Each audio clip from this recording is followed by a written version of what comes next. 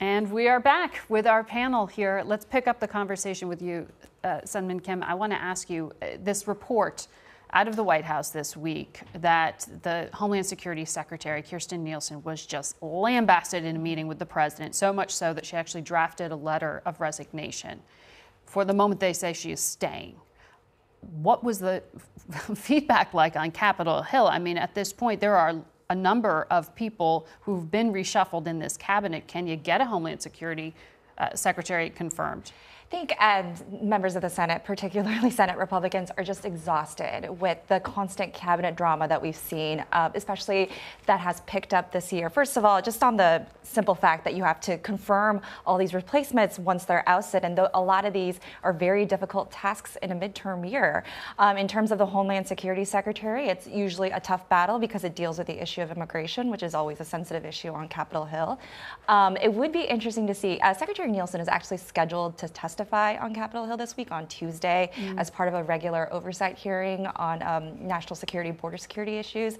I'm confident that this issue will arise and that they will be questioning, what are the concerns that the president outlined in this meeting? Did you actually threaten to resign? And it'll be interesting to see how she responds under oath.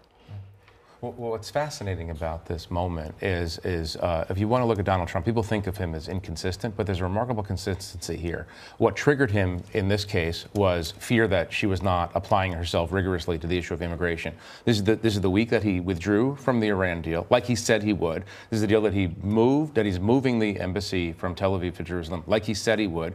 Immigration, he comes back to it again and again and again. I mean, it's not that hard to predict what gets him going and what triggers him. And it's a pretty interesting guide this week to what's going to come, because he comes back to the same issues and promises over and over again. But Republicans bet they could move him away from those platforms. I would not bet with those Republicans.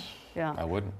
Well, Seung Kim, though, I want to ask you again, I mean, on this idea of the president being able to deliver on his campaign promises but being at odds with Congress, he also tweeted yesterday that the Senate needs to stay in session, not go away for August recess. What are the odds of that happening? Well, I will say that last year, Mitch McConnell did delay the Senate recess for 2 weeks. He actually cut that delay by a week, so it actually ended up being a week.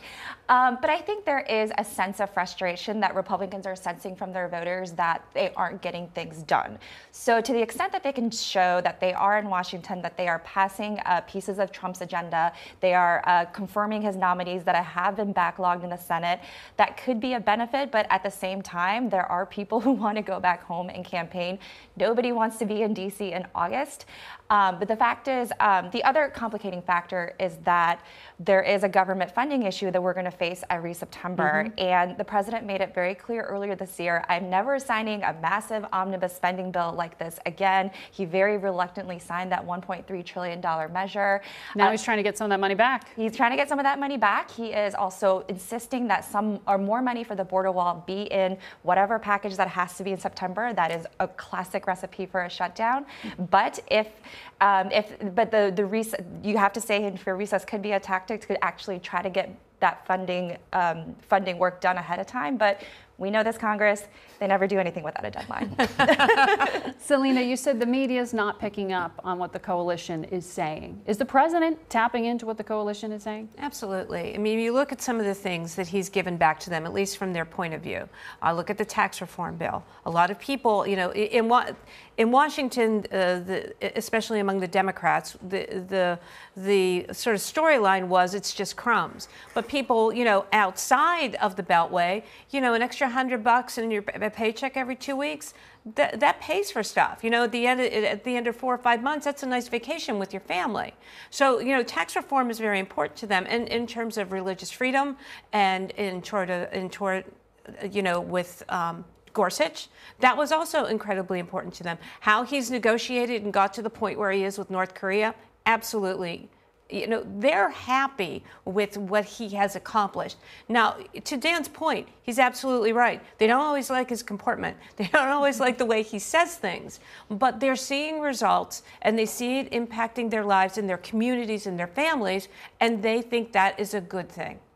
Dan, Mike Bloomberg, former mayor of New York, gave a commencement speech yesterday where he said the country is facing an epidemic of dishonesty, and he called it one of the most serious dangers facing our democracy.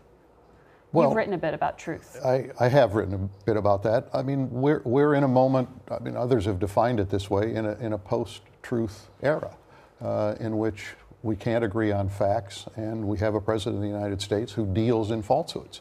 We've seen that over and over again. And I think that it has created a corrosive effect, both on the, on the democratic process, but also on the relationships among people who are, in other ways, looking for ways in which we can solve some problems. So it's the environment that has been created, and Donald Trump's not the sole reason for this. The environment that we're in, and it has been created, has left us at a point where we can't get things done. And instead, we're at war with one another, and we are dismissive of people who have attitudes and views that are different from our own. Fascinating conversation, interesting reads from both of you. Thanks for joining us. We will be right back.